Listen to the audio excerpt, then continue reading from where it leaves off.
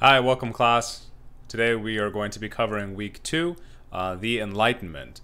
This is going to be an interesting section just because we will be discussing some events leading up to the Enlightenment through trade routes, European expansion, the movement of ideas, spices, money, and then everything leading up to the Enlightenment itself, which will be this explosion of philosophical and political thought in Europe. And so it'll be a very interesting and dynamic and intersectional conversation. And so without further ado, let's get into some of the main topics and questions we're going to be considering.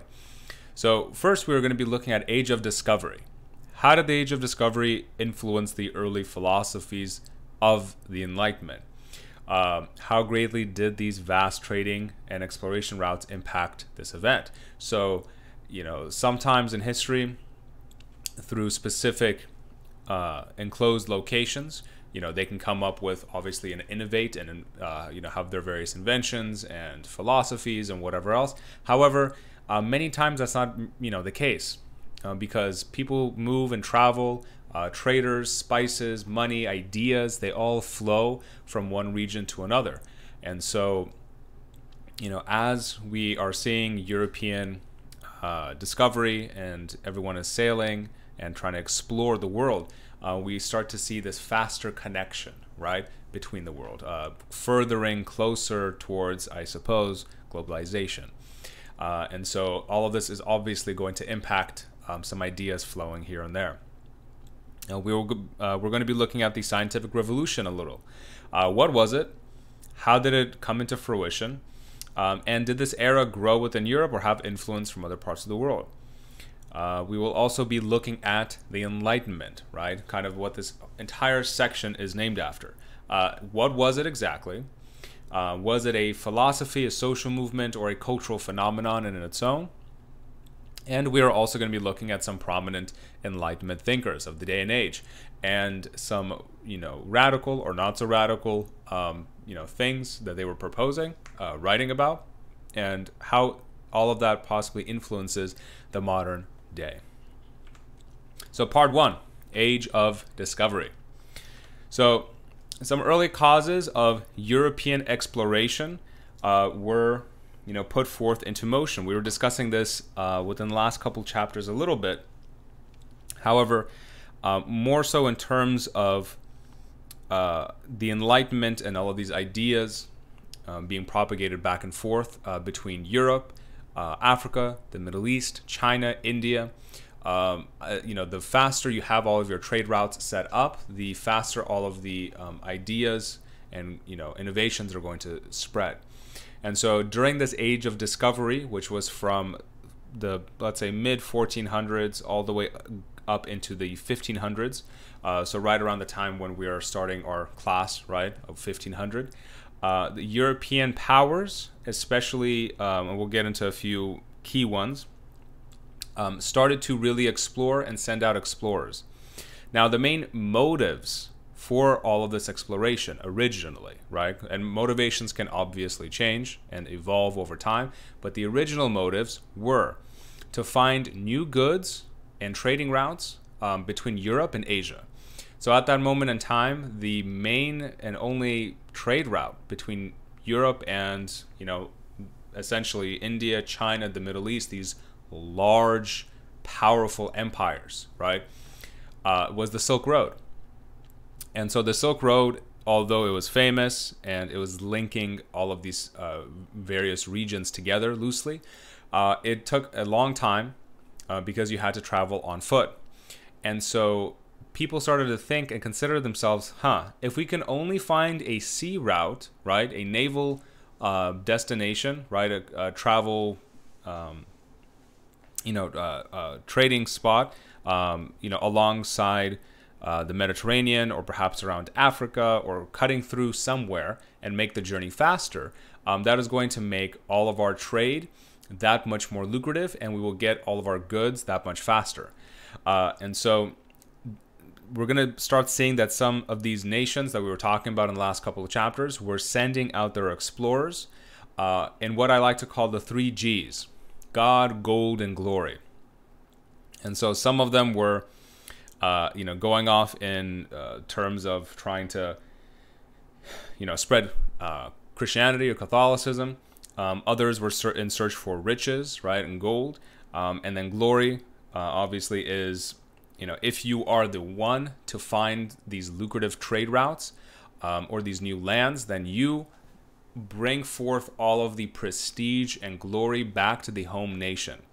And so, for instance, if you are a explorer working for Spain, or for Britain, or for whoever, if you are the one who finds this lucrative trade route, let's say to India or China, you will have all of the praise, and then your nation, right, the monarchy, will have all of the praise within Europe itself. And so we start to see a much bigger emphasis on cartography, right, the science and art of map making. Europeans, speaking of all of that Greco-Roman tradition, right, from the first lectures, they started to translate all of this ancient Greek and Latin manuscripts, right, and all of the maps, especially some of them dating back as far as the Egyptian pharaohs from the Ptolemy dynasty, because they had these intricate maps of the Middle East and all of these ancient trade routes that they would take. So they were reabsorbing all of that old culture and knowledge and information, making it their own. And so, we start to see slowly but surely, right? Eventually, we're going to be looking at maps such as this, right? So over here on the right-hand side, obviously we have Europe, we have Africa, all of Asia. And then, the Western Hemisphere at that point in time was not, really discovered yet, right? And we're going to get into the discovery of the Western Hemisphere today. However, let me get my pointer here. But they were trying to find a trade route from Europe and perhaps either go from the Mediterranean and go down here to find a trade route to the lucrative East, or perhaps to find some sort of way around Africa to the East as well. Because yes, there were so many land routes that were connecting it through the Silk Road over here. But like I said, it took a long time and was subject to a lot of raids, and it was very costly. So if they could find something, by ship, that was even better. And out of all of them, the Portuguese were the ones to really start the tradition under Prince Henry, aka the Navigator. No, not the Lincoln Navigator, just the Navigator, because of his exploration needs. And so he was responsible for spearheading his country's early exploration feats near Africa and all across the Atlantic in the 1400s, especially leading up to the late 1400s at the turn of the 16th century. And so he understood that there was vast wealth waiting for the empires and all of these monarchies if they would be able to create these trade routes with all of the Arabic caliphates in the East, which are connected with India and China. But here's the thing. For the longest of time, they were trading with, let's say, all of these large caliphates in the Middle East, these large Arabic empires. But they were acting as the middlemen. So what would end up happening is, let's say if you want, I don't know, silk from China. The silk from China would have to cross the Silk Road, cross through India, cross through some of the interior countries like modern-day Uzbekistan, make its way through the Middle Eastern caliphates, and then make its way through the Byzantine Empire, and then come to Europe. So by the time it shifts hand after hand after hand, the prices keep adjusting. So by the time it gets to Europe, it's highly expensive. Versus, if you could just sail to the source, you can get it wholesale, right?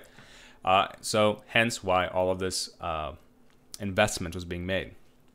And so Portugal starts to send a bunch of its fleets down the coasts of Africa, in order to hopefully get towards, better prosperous lands. And eventually they do. Eventually they get towards India, even Brazil in the New World, and even setting up trading posts in Japan itself. And so although their empire did not rule over a large, landmass, let's say like, I don't know, the Mongolians or Russians or whoever, the fact that they were so widespread navally, they had a huge maritime empire, which was very lucrative and influential. And so they ended up becoming the true first global sea power as a result, because they were the first ones to really spearhead all of this naval exploration and voyages. And as they started to expand all of these overseas exploration, we have some various explorers coming into prominence. The one that comes to mind is Vasco da Gama. So he was an explorer that was the first European from Europe to map out an actual sea trade route to India. And so he went all around Africa, rounded the Cape of Africa, the very southern tip, and ended up continuing along the coast of East Africa towards Calcutta in western India, and opened up the lucrative spice trading there. Now, obviously, it's not as if he was just welcomed with open arms and they started trading. There obviously was quite a bit of violence and cannon fire. However, that is getting into more specific kind of history and interaction there. So I don't want to absolutely just glorify this and just say, yes, they just started trading with everyone and everyone was happy. But the Europeans definitely started to flex their military muscles, and especially all the technological innovation they were having with cannons and rifles, and they used that to their advantage. And so Gama's voyage was highly significant because it paved the way for the Portuguese to establish all of these trading routes to Asia. And it meant that they did not have to cross the Mediterranean. They did not have to cross the Arabic caliphates and the empires there. And so once again, you are cutting out the middlemen, right, as far as business and trade goes. Therefore, you can have the greater amount of profits for yourself. But as all of these trading routes are being created, obviously from China, from India, from the Middle Eastern caliphates, you are seeing all of this knowledge and wealth, right, also being distributed. And so it is not simply just spices being traded, it is also ideas. So as the Europeans are receiving, let's say, more spices and goods from all of these places around the world, they are also receiving manuscripts, scrolls, books, knowledge. And so eventually, slowly but surely, all of this is going to start feeding and kind of going into what is going to become the Enlightenment. And so here's a map representation of what I'm talking about. So from Portugal, let's say from Lisbon, Vasco da Gama was going around the Cape Verde Islands and rounding out the Cape of Good Hope at the very southern tip of Africa. And so eventually heading towards India, right, himself. And so he ended up definitely achieving all of that glory that he wanted to, right? Now, if you have some free time, please look over these videos. They're pretty short. They're only a couple of minutes each. And they do a pretty good job of detailing Vasco da Gama's life, how he started his exploration career, and how the monarchies and the European powers were funding all of these expeditions. Because these are really expensive expeditions. Purchasing a ship, a crew, months of goods and supplies and military equipment, it's very expensive. And so the only people who could really afford this were the monarchies, right? Which had the capacity to suck up all the tax money and actually invest large sums. And so it does a really good job of detailing it. And interestingly enough, one of my old professors from my master's, Scott Wells, he's actually featured in these videos himself, which I had no idea about. As soon as I saw his face, I thought, oh, dear God. That's one of the old professors from my school. So it's really interesting how sometimes, your teachers or professors can be on, right, kind of famous History Channel documentary style videos, right? And here are some portraits of Vasco da Gama. So he was forever immortalized in some of the paintings during the Renaissance and Enlightenment later because of his original discoveries of all of these new sea trade routes. And the Spanish. We talked about the Spanish a little bit quite some time ago, but we are going to discuss them again because the Spanish are going to eventually become highly influential in the Americas. That is going to become an important topic during our later sections of the Americas. and Spanish conquests there. However, early on, the Spaniards started to get involved in the exploration missions because they did not want the Portuguese to outdo them. They did not want the Portuguese to simply have a monopoly on all of this trade. And so King Ferdinand and Queen Isabella, right, same folks we were discussing last time, because of the Reconquista, they began to heavily invest in these explorations. And one of the more famous ones is Christopher Columbus. Now, we are going to get into some of the controversy of Columbus in the modern day and age. However, he still does hold some historical weight. So we will discuss the historical weight first and then the modern controversies after. So he was a modern explorer and colonizer who completed 4 voyages across the Atlantic Ocean, opening up the New World for conquest and expansion and trade and colonization and everything. And so he believed by calculating journeys and maps and stories from other journeys that he had read about, that he could chart a path westward towards India. And so he started to ask all of the monarchs, please give me money. I want to set up a voyage. He asked the Genoese, the Venetians, the Portuguese, the English, everyone, including the Spanish monarchs, all refused him because they thought he was crazy. Because at that point in time, they had no idea the Western Hemisphere and North and South America were actually in existence. So they thought this is a fool's errand. This is just throwing money away. But after a few years of the Reconquista and King Ferdinand and Queen Isabella were bathed in blood, they ended up agreeing to give the funding. I'm guessing because they ended up plundering a lot of those Moorish Muslim settlements in the southern tip of Spain. And so they were getting an influx of gold. And so they probably thought, fine, let's give him a chance. And so Columbus embarked upon his voyage with 3 main ships, the Nina, the Pinta, and the Santa Maria. And Columbus knew that he needed to succeed, right? And that he, alongside with the Spanish monarchs, they wanted to beat Portugal and attain those lucrative Asian trading sea routes. And so once he finally came up, with the men, with the ship, and all of his materials, ended up sailing westward. And instead of hitting India, famously he ended up hitting the Americas, specifically the Caribbeans. And so this began, which would famously become the Columbian Exchange, the transference of plants, animals, culture, human population, diseases between the Americas, West Africa, and the Old World, which is Europe. And I think I have a map over here. And so eventually, over time, we're going to be looking at the Columbian Exchange and all the transference of goods and plants and materials and everything. But those are going to be an evolving conversation as time goes on. And so he lands in what is known as Hispaniola. It's an island in the Caribbean archipelago known as the Greater Antilles. It is the most populous island in the West Indies.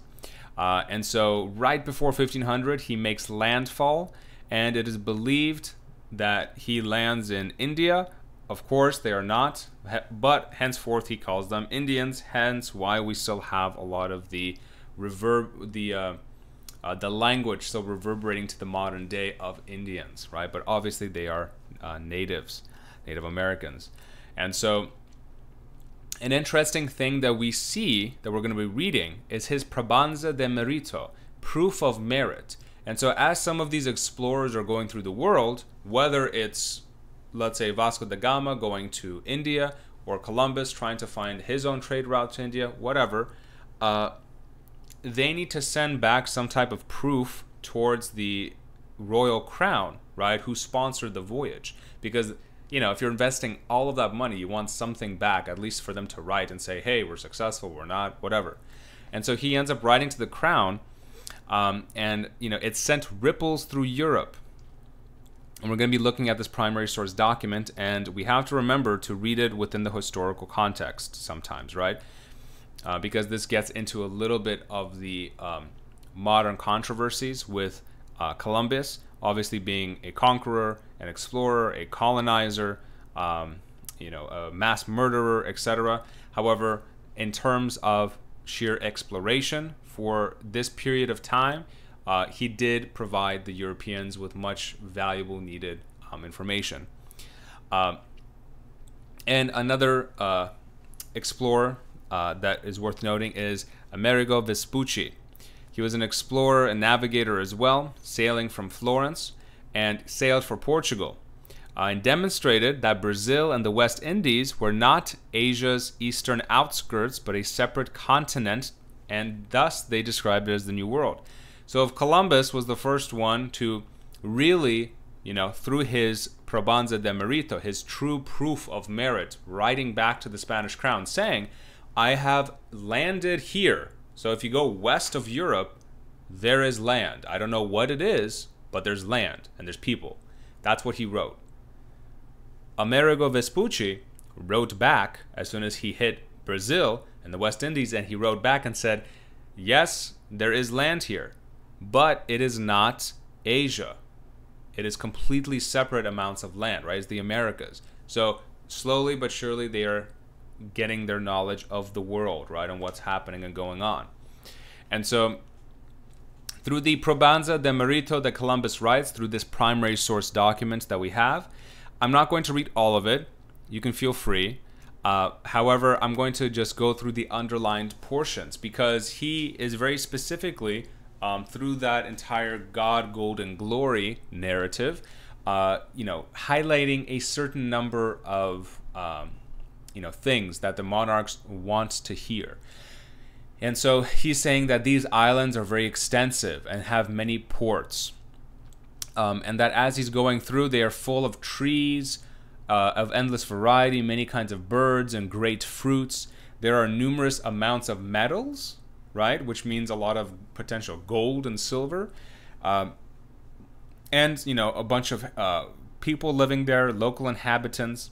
The seaports are incredible, magnificent rivers, most of which bear gold. Once again, he mentions gold, and there are many spices and vast mines of gold and other metals on this island. And the only arms, and then he starts getting into the local populace. They have no iron, nor steel, nor weapons, nor are they fit for them, because although they are well-made men of commanding stature, they appear extraordinarily timid. The only arms they have are sticks of cane, the sugar cane. And so essentially his entire Probanza de Merito says these islands are very diverse, great amounts of fruit and food, wonderful ports for you to settle in, and most importantly, a large amount of gold and minerals for you to mine. So he's really talking up, right, this new discovery of his. And so the monarchs and all of Europe starts to get a frenzy, and obviously this will start our later sections of European expansion into the Americas and the repercussions of all of that. So the modern day repercussions, right, and the controversy. So on the left-hand side, it's a short kind of biography of Christopher Columbus, kind of detailing his life, his main exploration here, and funding from the European monarchies. On the right-hand side, the history of Columbus Day, and it details how Columbus Day became, an actual, holiday in the Americas, and why he's been celebrated. Also discusses, modernly in the last number of years, why Christopher Columbus Day has now been deconstructed and replaced, especially in Los Angeles in recent years and other cities. Columbus Day has been replaced with Indigenous Peoples Day. So essentially, instead of our cities and our states glorifying a mass explorer and conqueror, that, let's say, his explorations have paved the way for mass genocide in the Americas, instead of glorifying an individual such as this, we should be glorifying indigenous peoples, right, of the Americas. And so that is some of the modern controversy going through this entire political figure. However, although all of this is true, and his explorations and writing back to the European monarchies did end up paving the way for terrible genocides, and the slaughtering and disease of people throughout the Americas, right? That's not without any contestation. It's still, he was still influential during this moment in time because he was one of the first people to write back to the Spanish crown and say, I found land. And so just from that, he will always have his foothold in history. Now the conversation modernly is, do we glorify him with a holiday, or is he just merely going to be a footnote in history? And so that's the conversation. Now, we looked at the Portuguese, the Spanish, and back to the English. So, the English and the English crown, looking at the Spanish, looking at the Portuguese, they are seeing what's going on, and they do not want to be left out. But England was in a bit of a chaotic mess. They had so much religious turmoil, going from Protestants to Catholicism, back to Protestantism. They had very little energy left for exploration because internally the country was just going back and forth, right, in so many ways. And so the monarchs ended up still, funding some of the explorations early on because they did not want to completely be out of the loop. And so we have John Cabot discovering the coast of North America for the English, right, and kind of mapping out some of the early ports that they could visit. And eventually we start getting this introduction of privateers, private people and ships engaging in maritime war for the sake of England. So essentially at this time, because England could not fully fund and muster up explorers and ships just to go and explore and map things out, they ended up doing the next best thing. They ended up hiring these privateers, right, these essentially pirates, to sail the waters of the Atlantic. And as soon as Spanish and Portuguese ships would come back with any type of loot or gold or minerals or spices or whatever, they would end up just robbing them. So cue the music from Captain Jack Sparrow. And so they were yielding approximately 100,000 pounds per year from Spain alone. Sir Francis Drake made a name for himself here. If any of you have played the Uncharted series on the PlayStation, a great series to go by. He personally plundered 40,000 pounds in one huge haul. So this is a lot of money coming in. So the English, a little bit late to the game, but they're doing their best, right, and kind of pirating in between. And so here we have our John Cabot, our Italian navigator, right, kind of being immortalized in some of the maps, right, the early map making, within Europe itself. And so, these privateers that the British were hiring were, like I said, just pirates, and they were stealing as much material wealth as they could. Because why go through all the hassle of sailing all the way to India and China, sailing all the way back to Europe, when you could just sail a little bit, steal it, rob it, and then come back to England? So, but obviously you can only do a certain amount of this because eventually the other European powers are going to get privy to this information, and start to put many more guns and military onto their ships just in case for protection. And so here we have a map, right, representation of the West Indies.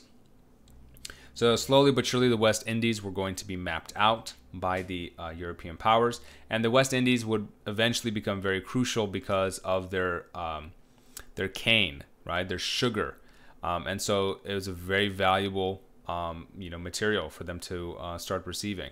And eventually we're going to get more and more, but this will be for later sections, the introduction of the slave trade toward the Americas. And so this is what the world empires and trade map of 15 to 1600s was looking like.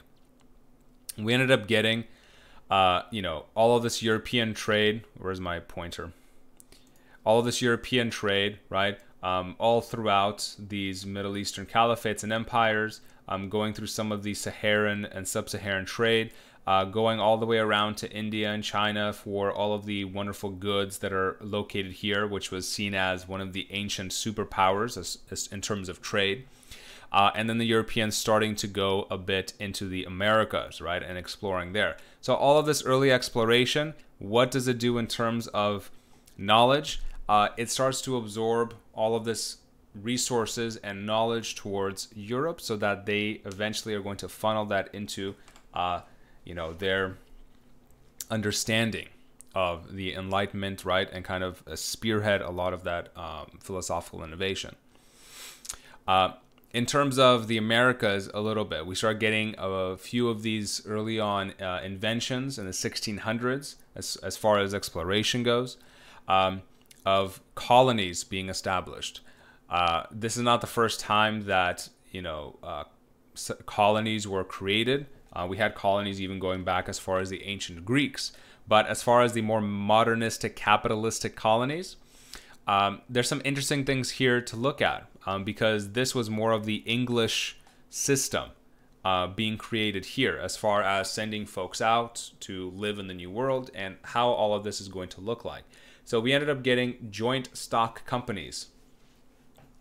So essentially, companies would start to share their stocks, so that you can spread out the investment. So from all of these, travelers and boats and ships going across the world, sometimes it's very difficult for you to front 100% of the investment. Very expensive. So it is much easier for you to share and transfer those stocks towards many more investors. So let's say if all of you individually put in a little bit of money, and each of you have, let's say, a 5% stake in the voyage, it's not that bad. So let's say if the ship sinks, they get taken over or whatever, you've only lost 5% investment, not 100%. And so from this, England is better able to start cranking out a lot more voyages and establish some colonies in North America. We ended up getting the Virginia Company. We ended up getting the formation of the historic site of Jamestown in East Virginia, going up the Chesapeake Bay. And started to interact with the Spanish Empire and some of the holdings that they had there. And so eventually we end up getting the headright system. Most notable for the expansion, for them expanding into what would eventually become the 13 British colonies of the Americas. And so all of this is interconnected. All of this is, cultivating at the same exact time, because the European powers are trying to compete against one another for all of these trade routes. So money and the allure of money is, making everyone kind of go the extra mile. Literally, right? If we're talking about naval trade.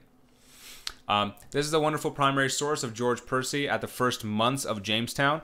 And so you could read this and just see how god-awful he felt his life was at this time.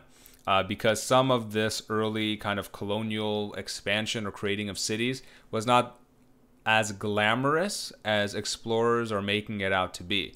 So when we were reading Christopher Columbus's, letter towards the Spanish crown, it was so glorified. These beautiful hills, these beautiful rivers filled with gold, right?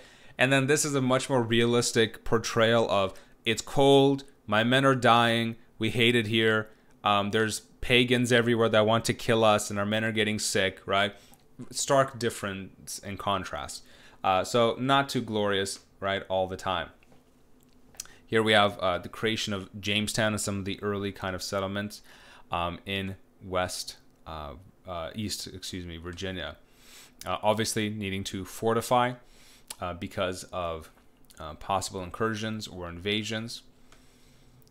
The French end up getting into the game in the 17th century as well, starting to explore modern-day Canada with Jacques Cartier being the first European to map out the Gulf of St. Lawrence, essentially all of that New France territory of modern-day Canada, and going across the coast. So much of this territory was not mapped out. People are sending out all of these early navigators and expert cartographers to at least map out the coast so they know what's there, so that maybe later on they could send some folks there for colonizing. And Samuel de Champlain, he was the one who was credited to the founding of Quebec in New France. So the main point of all this was the French are now also starting to get into the trading game in New France, and they do not want to be left behind, just like the other European powers. So it's turning into a family frenzy of trying to see which European monarchy is going to end up on top, essentially. So my main summary of all of this European exploration, because some of you might be asking yourselves, Professor Scribb, why in the heck are we talking about exploration in terms of the Enlightenment? Isn't this section just supposed to be about philosophy? Do not worry. I will philosophize you to kingdom come in a second. But the main reason for all of this is the European main reason for all of this exploration initially, obviously, like I said, things evolve and change over time. Initially, it was for the lucrative trade routes. And so they were trying to get all of these trade routes towards India, towards the Asian ports of China, right, and Southeast Asia, the Arabic caliphates, the various empires, right? And so they began to explore in order to gain additional resources and wealth. However, inadvertently, what they also ended up doing is bringing back knowledge, bringing back books, scrolls, all of this technology that they had not come up with themselves, getting it from China, from India, from the Arabic caliphates and the empires there in the Middle East. And so, inadvertently, over time, all of this wealth and knowledge starts to just precipitate right towards Europe.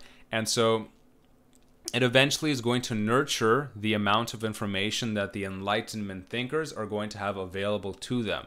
And thus, they are going to have a much greater, expansive amount of knowledge to work with. It's as if I asked you to write, let's say, I don't know, a 100-page research paper. Those of you who are going to have access to maybe 5 books can write the paper, but it won't be as in-depth. Versus if I gave some of you an entire library with thousands of books and informational materials, your research paper will be much more well-rounded. So that's, if you want to think of it in those kind of terms, right? They're gaining all of this additional knowledge all around the world. And this can lead us into the scientific revolution. So as all of this information is being spread out, we start to get this intellectual, not to sound cheesy, but this intellectual renaissance, if you will. Not the actual renaissance, I don't want you guys getting confused, but this intellectual just burst and boom that they end up getting, right? The scientific innovation. So the introduction here would be between 1500 and 1700, we start seeing a major shift in the world. We start to see that Europeans were relying on 2 major sources of information before, the scientific revolution really started to take hold. The Bible and its religious teachings, and classical thinkers such as Aristotle, Plato, Socrates, etc., right? Some of those folks that we were seeing paintings of during the Renaissance sections. And so during the scientific revolution, scientists started to challenge all of these traditional ideas. They started to question everything around them. New inventions started to emerge, such as we're going to see the telescope, and astronomy, and looking towards the stars. But we're also going to see new theories emerge, such as gravity, logic and observation, and other modern scientific principles. And so all of this is going to be at the cornerstone of much of our modern day lives. And so the scientific revolution has begun. Earlier beliefs, as we said before, from the Middle Ages, were the Bible and the Word of God is law. However, they started to slowly look at all of these classical thinkers from Greece, from Rome, and so they had that in the backdrop. But as the Renaissance, from what we saw in our previous sections, as the Renaissance started to really come into fruition, remember from our Greco-Roman heritage discussions, The Renaissance folk started to get all of this information from ancient Greco-Roman sources. So from Greece, Rome, Muslim works from the Middle East and from these giant empires, from the Byzantine Empire. Now that we're getting all of this additional spices and goods and trade from China, India, all of this wealth of information. It starts to grow their knowledge in medicine, astronomy, math. Much of the astronomical early innovations that we're going to be seeing came from Egypt, Northern Africa. The medicinal side was coming from India and China. The mathematics side was coming from India / the Middle East, with all of the empires there. So, you know, sometimes folks are asking me, well, why was Europe the one that, you know, just like came up with all this stuff? It's not really they came up with all of it. They were getting bits and pieces of all these wonderful ideas, right, from around the world. And they, you know, because they were in the middle of trading with everyone, they kind of just put it all together. So we start getting the development of various theories or viewpoints, rationalism being one of them. The belief in reason and logic as the primary path towards knowledge. And so the belief that reason and logic could potentially answer the world's truths, explain natural phenomenons, and perhaps open up big questions into philosophy. So rationalism is in the stark opposition of the traditional Bible and Word of God, because there, whatever is written in the Bible is what you need to believe. Rationalism dictates we should question and answer everything, and perhaps we could better know what's going on in the world.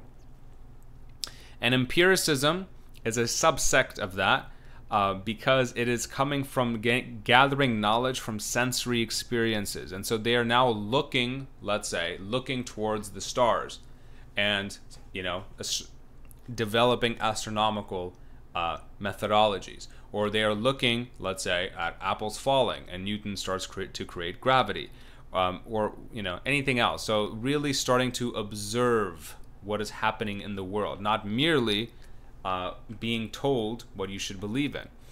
And so many of these you know, wealth and expanses of knowledge that we're going to get from the Greco-Romans and elsewhere, and the Renaissance, right, all of these new information and ideas are going to slowly lead us towards Copernicus and Kepler, and kind of astronomical understandings of the world. And so we have the geocentric theory and the heliocentric theory here. The geocentric theory states that the Earth is the center of the solar system and the universe. This is a very old school theory that was propagated by the church under the Bible and Christianity and Catholicism. And so essentially it's, if mankind was the image of God, mankind has to be the center of the universe. So hence we have the Earth, and then all of the planets are revolving around the Earth. However, Nicolaus Copernicus developed the heliocentric theory, which is, because he was looking at all the planets in the solar system and, you know, the various revolutions they were doing, he started to notice that, no, I don't think so. I think that the Earth is the one and the other planets revolving around the sun. And so in 1543, he published a book describing these ideas, but of course the church officials were attacking him and other scientists that were stating this because they directly contradicted their beliefs. And so the church, unfortunately, during this time, as some of these theories are coming into fruition, the church is saying, if your new theory goes against our held beliefs, right, our old entrenched held beliefs of what is true in the world, that means that you are in de facto discrediting the Bible and in de facto trying to discredit Christianity, Jesus Christ, and God. And so they were very adamant at shutting any of these theories down. And we'll see some of the repercussions with Galileo being put on house arrest for the rest of his life. But Johann Kepler, in the 1600s, he started to expand Copernicus's heliocentric theory. And after much more observation, he figured out that the orbits of the planets, instead of just being purely circular, they were now oval shaped, right? So now we are really getting into more of the astronomical discoveries. And so as we are looking at all of these, different theories, right? This is supposed to be the geocentric theory that the Earth is the center of the universe. This is the old held belief. It got debunked, right? Same thing here.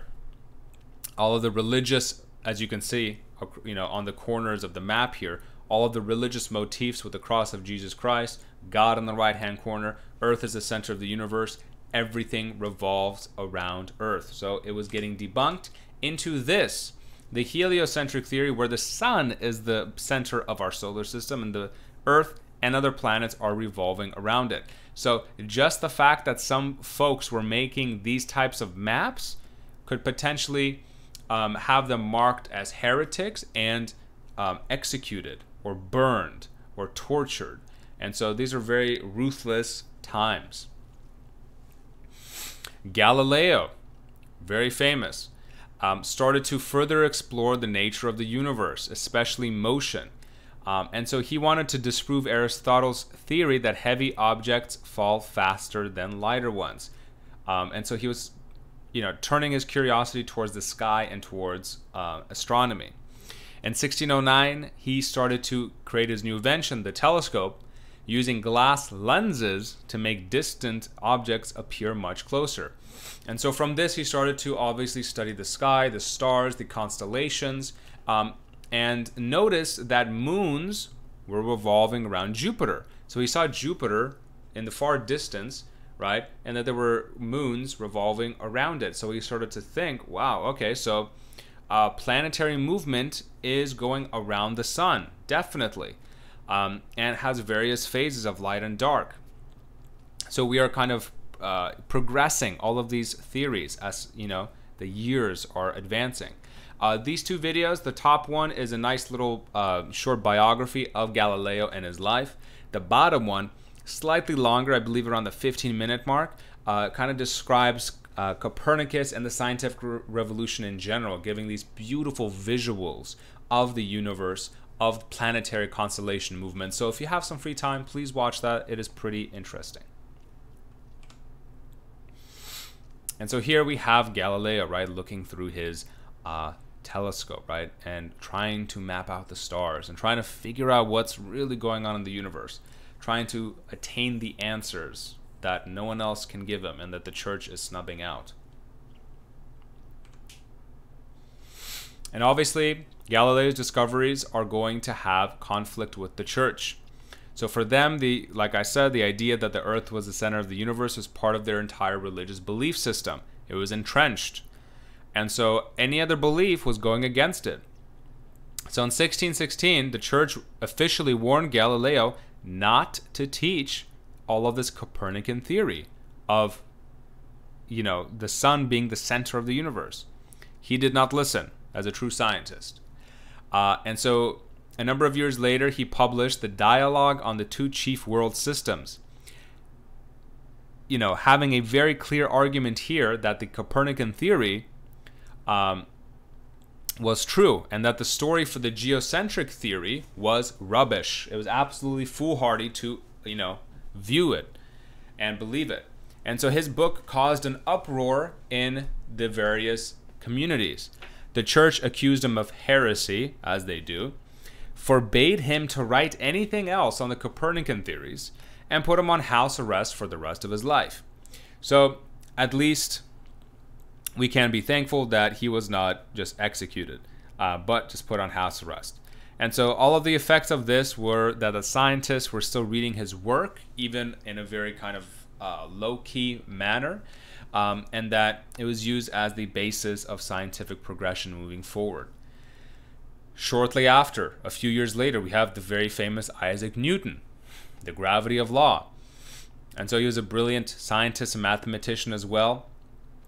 And discovering gravity, right? Obviously the force of attraction between masses in the universe, because Newton was wondering how the moon was traveling around the Earth.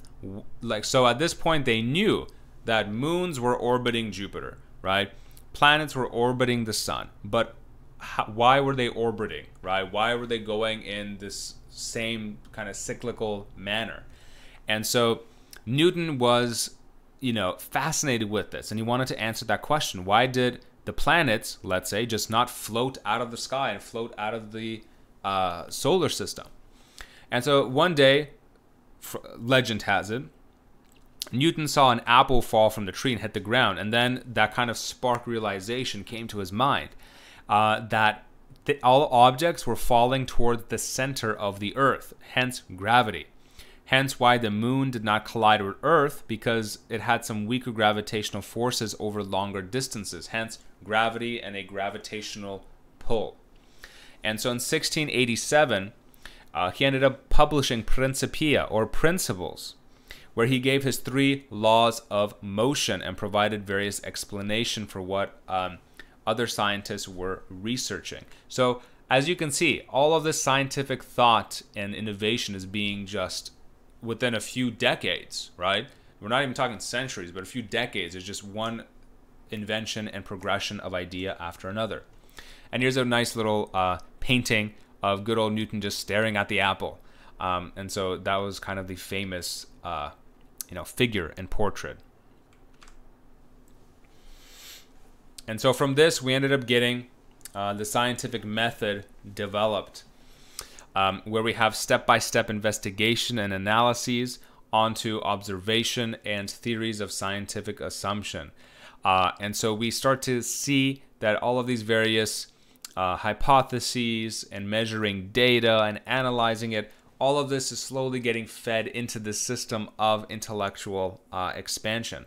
And one of the very famous individuals, René Descartes, early on stated that people should doubt every statement until logic proved it true.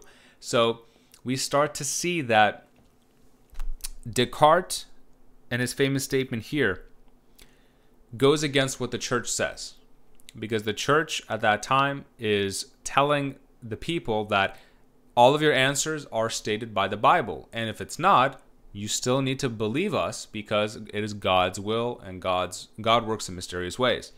Descartes and other scientists are saying, if I do not have the clear answer to something, I will use my logic and pretend that it is false and I do not understand it until I can prove that it is correct, until I can prove what I am seeing or experiencing. I do not want to merely be told that it is the way it is, right? I need an actual answer.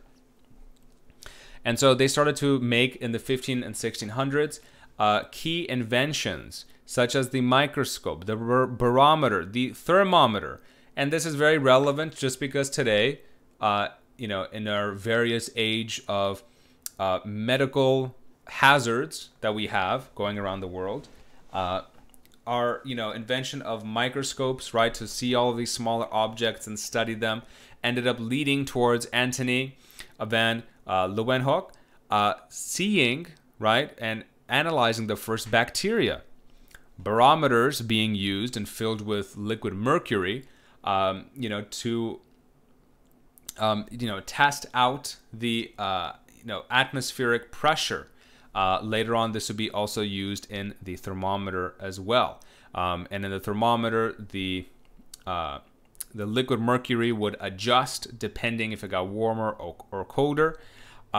And some of you might be too young for this, because nowadays if you put a thermometer in your mouth to check your temperature, right, it's an electronic one, and then it beeps and it tells you in Fahrenheit or Celsius what your temperature is. For those of you who are slightly older, I definitely had this because my parents were from the Soviet Union, and so they were old school thermometers with mercury liquid inside of them, so you had to shake it a bit, right, in order to kind of cancel out all of the readings, and then put it under your armpit or under your tongue in order to get the measurement over time. So a very nice old school way of measuring things. But God forbid if you ever broke it, do not touch liquid mercury. It is highly, highly poisonous. So if anyone's going into biology or chemistry, right, you can hopefully back me up on that.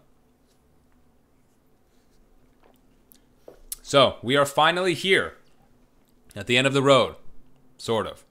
The Enlightenment, after which this section is named for. And I'm sorry that it is in the later section of this entire lecture. However, to really understand how the Enlightenment came to be and how all of these philosophies came to be, We needed to look at the rise of trade, rise of global networks, the rise of scientific innovation, right? And all of this kind of, they're building blocks, right? Going on top of each other. And so the creme de la creme is going to be the Enlightenment. Now we are going to see philosophical ideas about man, about governments, about monarchies, about, what is the best form of government? Do people have rights versus the powers that be, right? And all of these intricacies in between. And so the Enlightenment is going to be this new train of thought between the 16 and 1700s. And so chronologically, that is why I listed this lecture how I did. Age of exploration and discovery, right? In the 1500s. And then we had a scientific revolution, the 15 to 1600s, and now 16 to 1700s, we are going to have all of these Enlightenment theories. And so foundation building blocks, right? One after another. And so we're going to see that many of these Enlightenment thinkers and ideas are going to emphasize reason within human progress. These thinkers are going to be inspired by all of those scientists that we saw, Galileo, Bacon, Newton, and that a new age of reason potentially was dawning on humankind. Bernard de Fontenelle said it best: "We will become more enlightened day by day, so that all previous centuries will be lost in darkness in comparison." And so the main idea here of the Enlightenment was to absorb all of the information that they had. The Greco-Roman heritage information, everything they were reading from the Byzantine Empire, any old manuscripts on medicine, astronomy, or anything else from, let's say, ancient Egypt or India or China or all of the Middle Eastern empires with all of their mathematical prowess that they earned. All of this info, right? All of this information. And then once they had those European scientists come up with the scientific revolution, they took all of this and emphasized it even further. And so they were now going to stand on the shoulders of centuries of progress and study and innovation in order to realize the progression of all of this reason, right? All of this human reasoning that they had.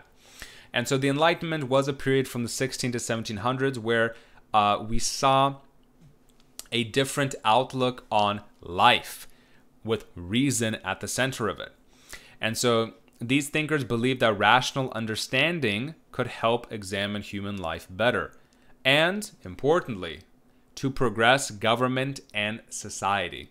So at this time, we're going to be looking at how they are viewing monarchies and empires and the role of people, right? In these vast systems, right? And kind of the dynamics between them. And so the scientific revolution helped the Enlightenment thinkers because all of the science and observation and reason that came from viewing all of these natural laws of gravity and science, etc., they tried to apply it to, the theoretical world as well. So they tried to apply it to the, hypothetical governmental policies and all of these Enlightenment rational thoughts. And so some questions they were asking themselves, kind of stemming from the scientific revolution and how scientists view the physical world. Some questions that the Enlightenment thinkers were asking were, are there natural laws that tell us how to live? How well do these current constitutions follow natural laws? Do natural laws give people certain rights? What is the best form of government? And so we start to elevate into a train of thought of, is this current status quo okay? Are monarchies the best way? Are republics? Do people have inalienable rights as soon as they're born? Or could a monarch just put you and your entire family to death because of divine rule? Like, all of these questions are coming into fruition. And so the Renaissance and Reformation were those building blocks, right, for all of these ideas. So last time we were talking about, in terms of the Renaissance, all of the humanistic ideas and thinkers.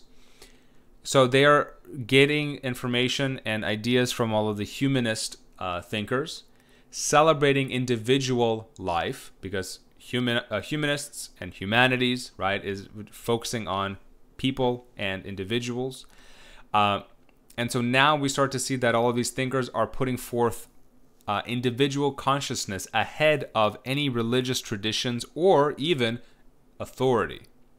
So now, instead of people being completely boxed in by religious thought or completely boxed in by, let's say, I have to follow whatever my king or queen said without question, now we are dispelling those myths and now saying we will now view and analyze things from the realm of the individualistic person, viewing human beings and our role in life and how we interconnect with, let's say, religion and with authority figures. We are no longer going to perceive ourselves living within these two realms, but merely interacting with it from the outside as individuals, right? As autonomous beings ourselves.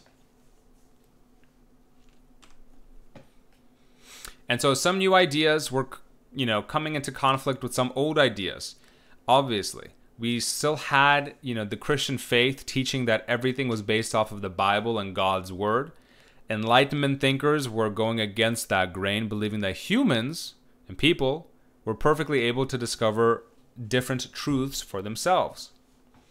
And so what we ended up getting was also a interesting middle ground here called natural religion. Because let's not forget, some of these Enlightenment thinkers, they were religious themselves. They grew up within the church. They grew up reading the Bible, right? As children, they were going to Sunday school. And so some of them tried to have a middle ground. And so as many of these thinkers were, thinking about the order of the universe, gravity, planetary pulls, etc., they themselves said that this is proof enough that there is an intelligent creator, thus God. So even today, modernly, when I read articles or I watch videos of scientists, well-respected scientists or astronomers or whoever, some of them are still heavily religious. And they themselves said that as, let's say, if they were an astronomist, right? An astronomer or a physicist, and they are searching through the stars and they see all of these beautiful constellations and how everything is perfectly co-balanced, right? With molecules and planets and gravitational forces, etc. They are saying that all this is so perfectly balanced out that how can this not be the proof and existence of God? Because it is so perfectly balanced and well done. So this is the middle ground that some of them chose to believe in. Governments were also a question. Many insisted that governments should also now respect individual rights. And now we are getting into the sections where we are going to be analyzing and comparing various Enlightenment thinkers and how it affected our current views of government, our current Western Judeo-Christian inheritance of all of these theories, right?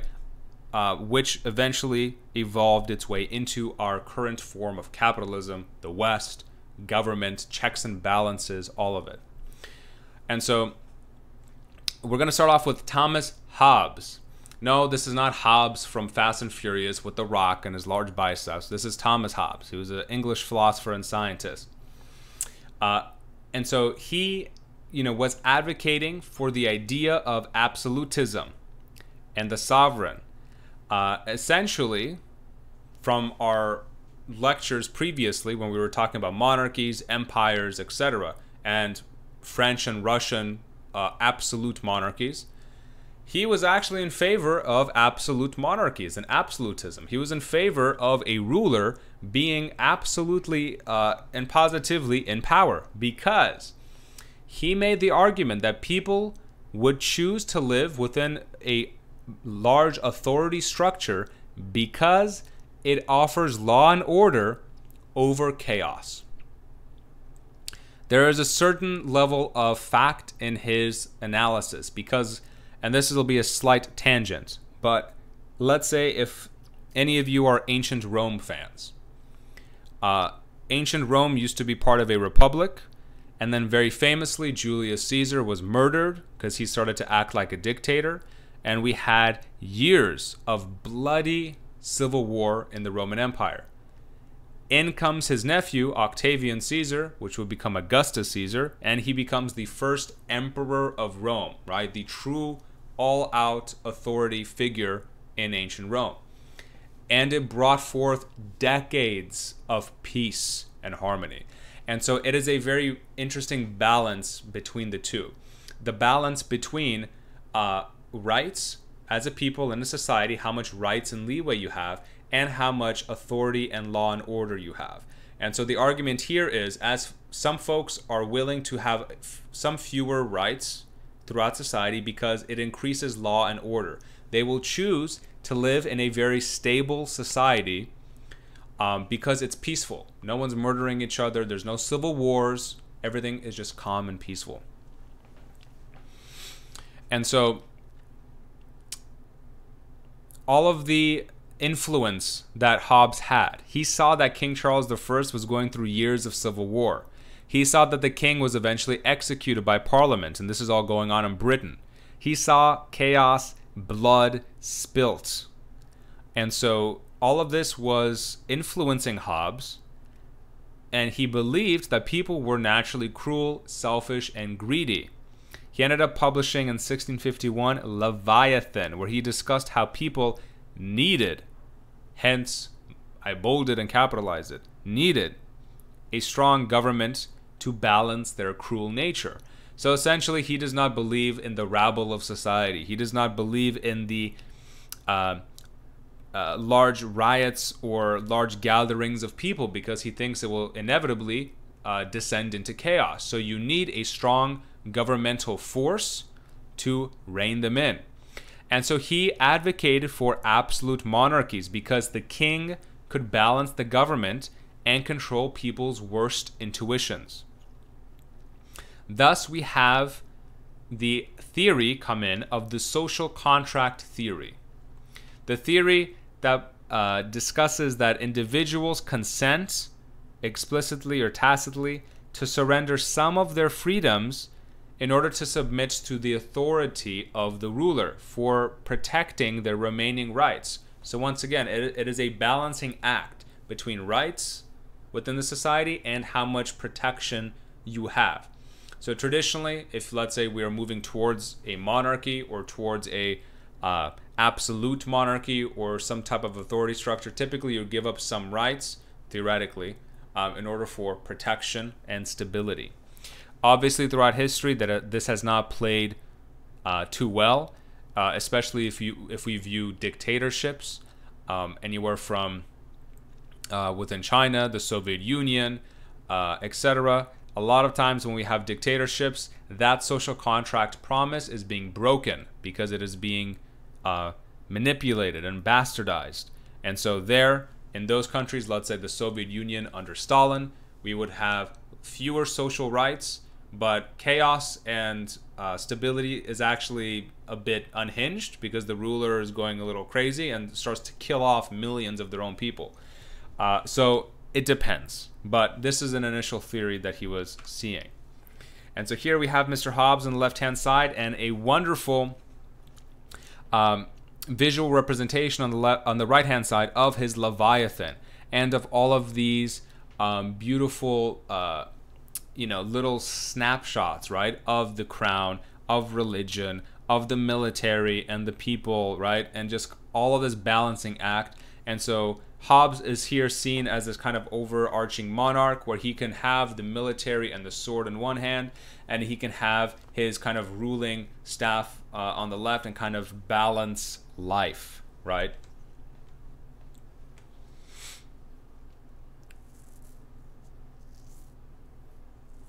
Here we see Charles I being beheaded within Britain. And so this was some of the original outsets of Hobbes seeing all of this chaos and saying, you know what, no, we need an authority structure, right, to keep the people and the rabble at bay. You know, funny enough, if anyone noticed, we have a person here that fainted, right? It's too much blood for them. Yeah, just wanted to point that out. Next, we have John Locke discussing natural rights. This was an English philosopher and physician, widely regarded as one of the most influential of Enlightenment thinkers, commonly known as the father of liberalism. So he wrote and developed more on the social contract theory. So he was saying that divine rulers or monarchs, let's say, should be tapered or reined in by constitutional restraint. And so he advocated for the constitutional monarchy. He did not advocate, like Hobbes did, for a complete absolute monarchy where they have all of the power in the world. He was advocating for a constitutional monarchy, the form of government where the monarch's power is limited by a set of laws. An example in the modern day is the current Queen of England and Parliament. Arguably, you know, the constitutional monarchy is arguably one of the best forms of government because the British monarchy is still alive today. It is still, you know, thriving. And although the monarch is seen as a little more of a public, just merely a public figure with not as much, let's say, as much like monarchy authority as they typically had in previous years, there is some balance between it. And so there are some arguments that this is perhaps still the way to go. And so over time, Parliament needed to develop and balance the monarch's power because, once again, and I think I said this in some previous lectures, where a monarchy and a divine ruler, it's all great and good if you have a ruler that is smart and cunning and has the interests of the people, you know, in the forefront, so they can be a great ruler. God forbid if that individual's child or grandchild is crazy, the ruler can just throw the entire nation and the empire into chaos. So you need Parliament to have a check and balance against them. And so he started to develop this early form of Bill of Rights, a list of basic human rights that the government must protect. And so he believed that there needed to be this type of bill to strengthen the power of Parliament because Parliament are supposed to represent the people. And they are supposed to uphold these various individual rights against governmental abuse. So if you would have a monarch that, let's say, is power hungry or crazy, that they could not just on a whim throw you all in jail, right? Or completely abuse the people because there would be certain Bill of Rights protecting them. And so John Locke definitely was advocating for some of these important ideals. I don't know why, and I just noticed this. I don't know why he has West Side as a, you know, hand gesture here. No idea, but that's just funny. I just wanted to point that out.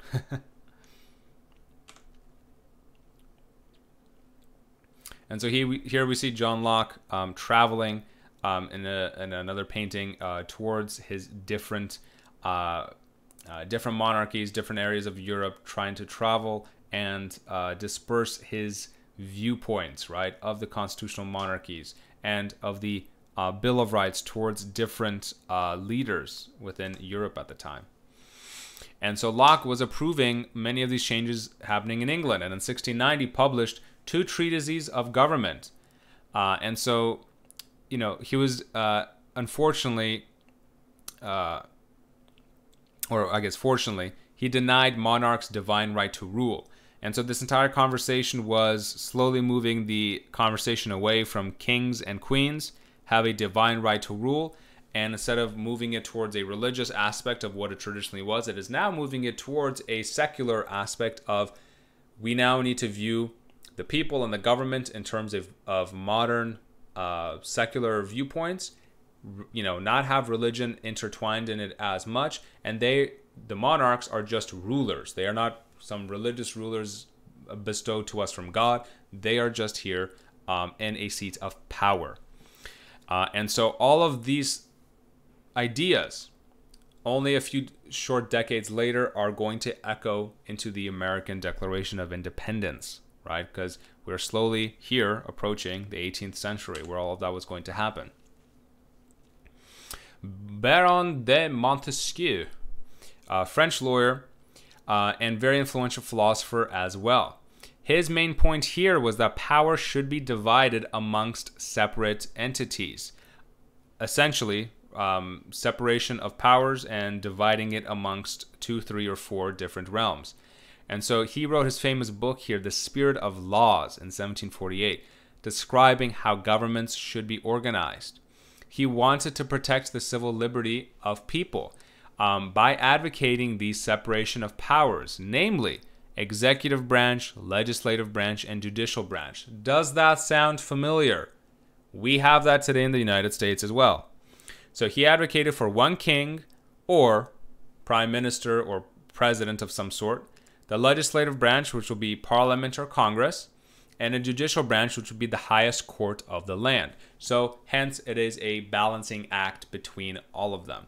He warned that if powers were not separated, it could lead to despotism, which is the rule of a single person with absolute power, which Thomas Hobbes was advocating for and said that that's amazing and great, but obviously Montesquieu disagrees with that. So Montesquieu is a bit more pessimistic in terms of giving all of this power towards one individual, and Thomas Hobbes is a little more positive and says, oh, well, things will turn out great if we give all of these individuals unlimited amounts of power. Definitely, absolute power corrupts absolutely. And so this is just a visual representation of the separation of powers that were initially imagined and what we have today especially, right? And so even when we're discussing, let's say, anything in the modern day spectrum within the United States, within the administrations we have today in the executive branch, within how Congress is being, let's say, at odds with the Supreme Court, all of these different entities are kind of checking each other.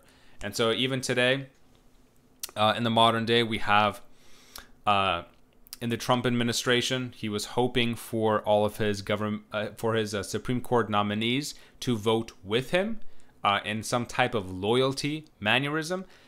Recently, the Supreme Court voted for LGBTQ rights. And so that was a complete upset. And so that shows that these powers are definitely separated, right? And they can balance each other out. Voltaire being another one we're going to look at. Voltaire was advocating for tolerance and free speech in terms of religious tolerance and freedom of speech. So this would get thrown into our own American Bill of Rights in terms of the amendments, right? Amendments of freedom of speech and freedom of religion. And so all of these different Enlightenment thinkers were the foundational basis of even what life here in the United States is like modernly. So I know we're flopping around, time and space here a little bit, but all of this kind of does have some type of timeline to it. Oh, well, this one I just love because this is just interesting to talk about, and is the last one. Cesar Beccaria. So he argued against forms of punishment that had been in use for centuries, namely torture.